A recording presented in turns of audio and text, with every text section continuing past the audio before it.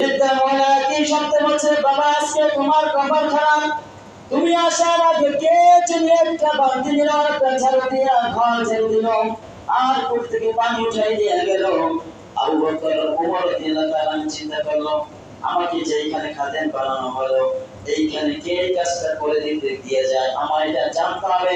আজকে তাহাজ্জুদ নয়, আমি তাহাজ্জুদ নয়, এশার নামাজের পরে পরিবার বাড়ির পিছনে আমি দাঁড়াই থাকবো, আমার আগে কোন আল্লাহর বান্দায় পরিবার কাজ করে দিয়ে যায়। আর ওমর রাদিয়াল্লাহু তাআলা আনহু এশার নামাজের পরে বৃদ্ধা মহিলার বাড়ির সামনে পিছনে এসে দাঁড়ায় রইল। হঠাৎ করে দেখতেছেন সাদা পোশাক পরিহিত অবস্থায় আস্তে আস্তে আস্তে আস্তে করে হেঁটে হেঁটে আসতেছেন। ওমর রাদিয়াল্লাহু তাআলা লোকটা ছিল চিকন, কিন্তু শক্তি ছিল প্রচুর। ওমর রাদিয়াল্লাহু তাআলা ওই ব্যক্তিকে পিছন থেকে ছড়াইয়ে ধরল, খুব শক্ত করে ধরল। ওমর রাদিয়াল্লাহু তাআলা জিজ্ঞেস করলেন, তুমি কে?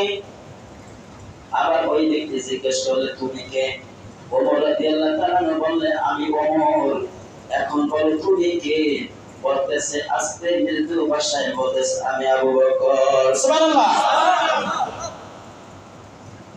আবু বকর ওমর রাদিয়াল্লাহু তাআলা আশ্চর্য হয়ে গেল। ওইখানে প্রশ্ন করল, আমিরুল মুমিনিন, এই বৃদ্ধা মহিলার বাড়ির খাদেম আমাকে বানাইলেন, অথচ এখানে আপনি আয়েশার কাজ করে দিয়ে যান, কারণটা কি? আবু বকর রাদিয়াল্লাহু তাআলা বলেন, ওমর শোনো, আমাকে প্রতিনিধি বানানো হয়েছে, খলিফা বানানো হয়েছে, রাষ্ট্র পরিচালনা করার মতো সামর্থ্য আমাকে আল্লাহ তাআলা দিয়েছেন। কাল কিয়ামতের দিবসে যখন জিজ্ঞাসা করবে, আবু বকর তোমাকে গভর্নর বানাইছিলাম, রাষ্ট্রপ্রধান বানাইছিলাম, তুমি রাষ্ট্রের প্রতি কি খবর নিয়েছো, কি দায়িত্ব পালন করেছো? জবাব দাও, জান্নাতে চলে যাও। আমি আবু বকর সেইটাকে ভয় করে আমি বৃদ্ধা মহিলার কাজ আমি নিজে করে দেই। সুবহানাল্লাহ। আবু বকর রাদিয়াল্লাহু তাআলা আনহু কথাটা বলার পরে ওমর রাদিয়াল্লাহু তাআলা বললেন, বুঝলাম আপনি এই ভয়তে কাজটা করে দিলেন। আপনার ভিতরে আমি দুইটা জিনিস লক্ষ্য করেছি, একটা হলো আপনি আস্তে আস্তে হেঁটে আসতেছেন, আবার চুপে চুপে আসতেছেন, কারণটা কি? আবু বকর রাদিয়াল্লাহু তাআলা বলেন, শোনো ওমর, আমি খালি পায়ে আসলাম, এই জন্য আমার পায়ে জুতা নাই। আমি যদি জুতা পরে যদি হেঁটে আসি, এই জুতা পরে যদি জোরে হেঁটে আসি, একটা শব্দ আসে না? জুতা পরলে জোরে হাঁটার শব্দ আসে না? ওমর শোনো, আমি খালি পায়ে আসলাম, এই জন্য আমার খালি জুতা পায়ে দিয়ে যদি আমি হাঁটতাম, এই হাঁটার শব্দতে অনেকের ঘুম ভেঙে যেত। এমন আল্লাহর বান্দা আছে রাত্রে জায়গা তাহাজ্জুদে দাঁড়ায় গিয়েছে, এমন বান্দা আছে অসুস্থ অবস্থায় দিয়ে রাত্র কাটাচ্ছে, এমন ছোট শিশু দুগ্ধ শিশু আছে ঘুমিয়ে গেছে। ওমর শোনো, আমি যদি জুতা পায়ে নিয়ে আসতাম, এই জুতার শব্দে তাহাজ্জুদওয়ালা ব্যক্তির কানে যদি জুতার শব্দ যাইতো, ওই তাহাজ্জুদওয়ালার মনের ভিতরে বিভিন্ন রকমের সন্দেহ আসতো, নাকি চোর আসছে নাকি শত্রু আসছে। তার ইবাদতের ভিতরে ব্যাঘাত ঘটবে।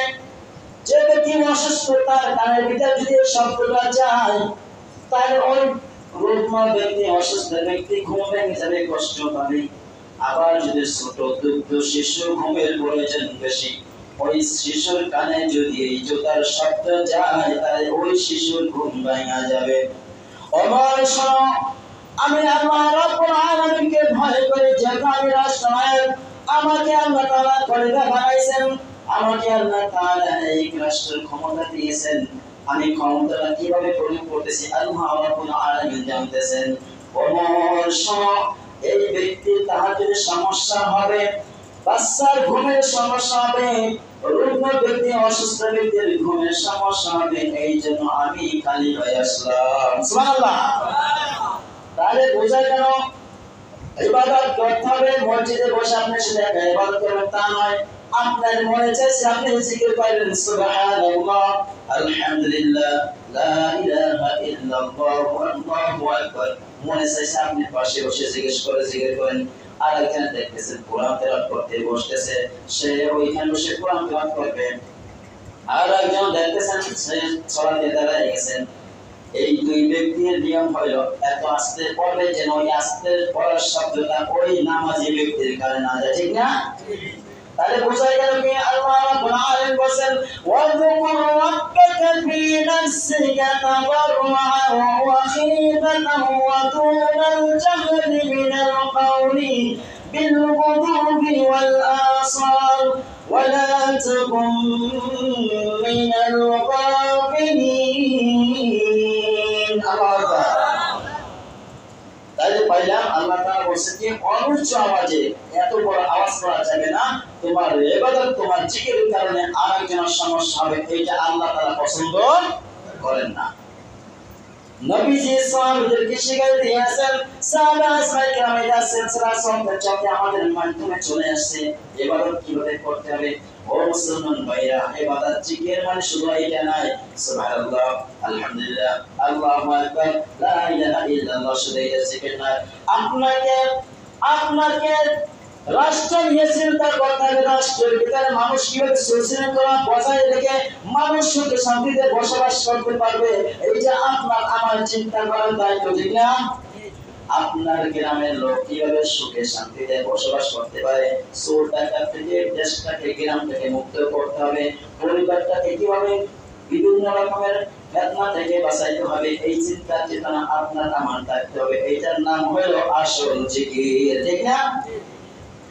লূত আলাইহিস সালামের জামানায় এক ব্যক্তি আল্লাহর বুজুর্গ লোক ছিল, এমন বুজুর্গ প্রত্যেকটা নিঃশ্বাস ছাড়ে এবং যখন এটা নেয় তখন আল্লাহ রাব্বুল আলামিনের স্মরণ করে।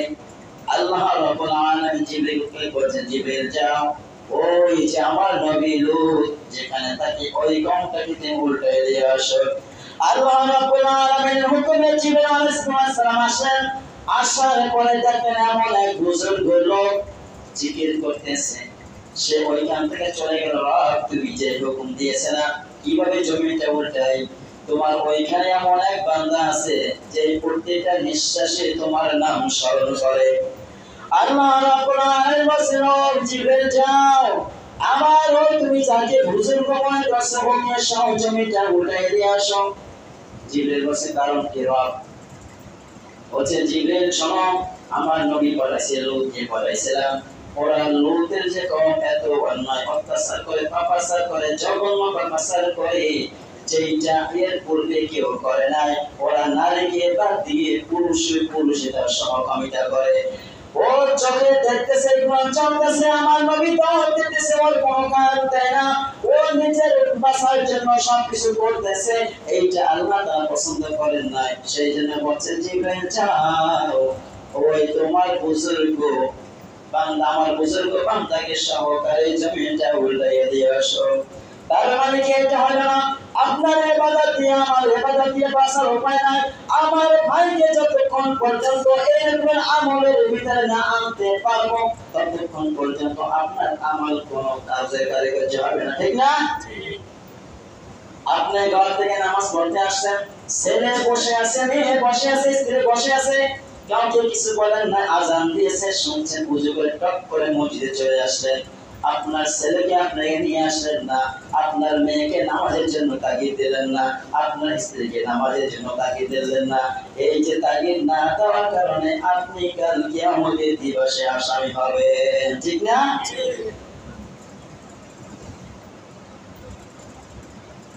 আল্লাহ রাব্বুল আলামিন বলেন, কু আনফুসাকুম ওয়া আহলিকুম নারা। আল্লাহ তাআলা বলেন, তুমি জাহান্নামের আগুন থেকে বাঁচো, তোমার আহাল পরিবার পরিজন সবাইকে জাহান্নামের আগুন থেকে বাঁচাও। আমার পরিবার, আমার গ্রাম, আমার পরিবার, আমার আশেপাশ সব, আমার গ্রাম পারপাশে সব, আমার গ্রাম, আমার আহাল পুরো পৃথিবীর মানুষ, পুরো পৃথিবীর মানুষের কাছে যাওয়ার সামর্থ্য নাই, তারপর আমার আশেপাশের লোকদেরকে দ্বীনের দাওয়াত দিতে হবে।